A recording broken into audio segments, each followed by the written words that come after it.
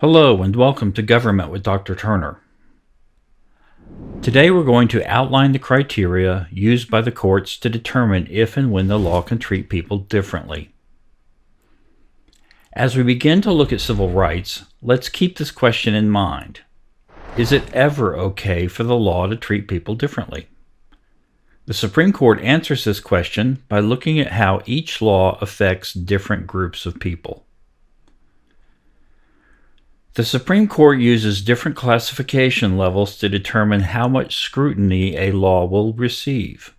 By scrutiny, we mean how closely the court will look at the law and how much justification they will require for the way it treats people differently.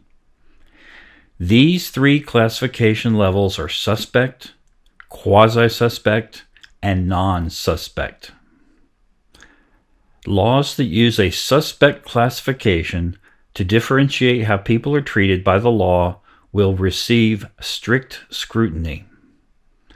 Strict scrutiny is a heightened standard of review used by the Supreme Court to assess the constitutionality of laws that affect people belonging to a suspect classification. A law that classifies people in this way is considered likely to be based on illegal discrimination.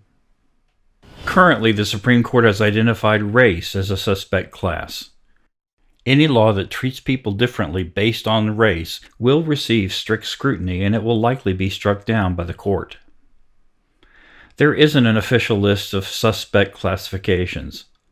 The court will typically treat a classification as suspect if it differentiates based on an inherent trait, a trait that is highly visible, a class that has been disadvantaged historically, and part of a group that has historically lacked effective representation in the political process.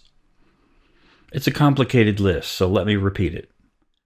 The court will typically treat a law as suspect if it differentiates based on an inherent trait, which is something you cannot change about yourself, a trait that is highly visible, a class that has been disadvantaged historically, and part of a group that has historically lacked effective representation in the political process.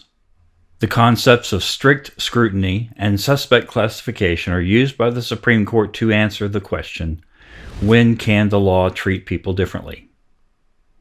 It is in the best interest of minority group members to obtain suspect status for their groups because it gives them greater legal protections against discrimination.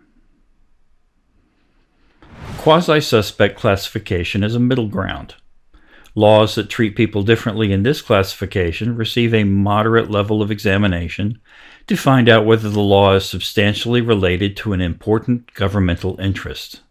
Examples here could include laws that provide alimony payments to women or provide for an all-male military draft. As you can see from the examples, gender is a quasi-suspect classification. Non-suspect classifications receive a normal amount of review and must only pass a minimum rationality test.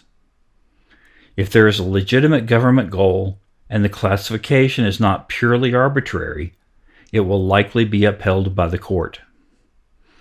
Examples of non-suspect classifications include age and economic status. There are many laws that treat people differently based on age, like curfews, and economic status, like income tax laws. Let's review. The Supreme Court uses three different classifications to determine what level of scrutiny a law will receive. These three classifications are suspect, quasi-suspect, and non-suspect. Suspect laws receive strict scrutiny and are likely to be struck down. Non-suspect laws must only pass a minimum rationality test. Quasi-suspect status is the middle ground, and these laws receive intermediate scrutiny but may be allowed to stand.